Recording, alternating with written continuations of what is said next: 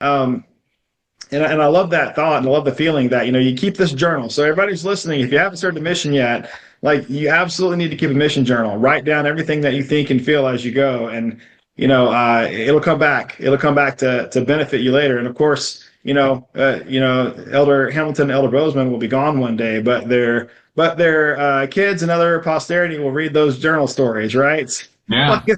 You'll have that too. That's another aspect of why you keep a journal, just so that everybody else can read about what you did, right? And hopefully they'll watch a video about it now here. I was going to say that this is a journal. This is Yeah, a yeah, journal exactly. right Yeah, here. it sure You're, is. you're Yeah, making journals come to life. yeah, yeah. And that's and I love this. See, this has been it's been so much fun to actually just hear all the stories people have about this. I often tell people one of the things that is it's fun when missionaries come home and then they give their welcome home talk Yeah. at their ward. They typically only have like 10 or 15 minutes at best, maybe 15, maybe 20 minutes at best to tell 2 years worth of experiences. And I'm always all like, I can always tell that they've shortened the story, they truncated it, to fit into a couple minutes, and there's a lot more to it, and I'm like, this is such a great chance for people to actually, tell a more detailed version of what they remember from the mission. Yeah. So I'm sure you probably had quite a bit of success, lots of people that were interested. Any type of situation that I don't know, I guess would be like surprising for you. And people tend to have some surprising interests, surprising converts, things like that. Anything like that with you? Yeah, yeah. There's a few that came to mind, but I'll share the one that was kind of the most impactful, or the one that really stood out for me when you invited me to come and chat.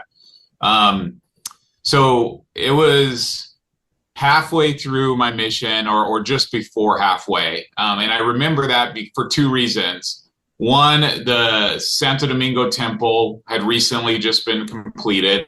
And they were preparing to dedicate it, and they had actually built an MTC next to the temple for elders and sisters that were coming to serve in the Caribbean, as well as areas around the West Indies, the Caribbean islands, northern Venezuela, like that whole kind of area. Like if you were going to serve there, you would come to the Dominican Republic MTC. I think that structure has since changed, actually. I don't think they're using that area as an MTC anymore. I think they've moved it around as the church evolves and grows. But the temple was getting ready to get dedicated, and that plays into the story. And so I remember that. And I also was training a new elder at the time. And so I was a little bit further on, coming to closer to halfway in my mission. And I got to be with an elder named Elder Larson from Utah, who was one of my favorite people to be with, and really, has left an impact on my life. We actually got to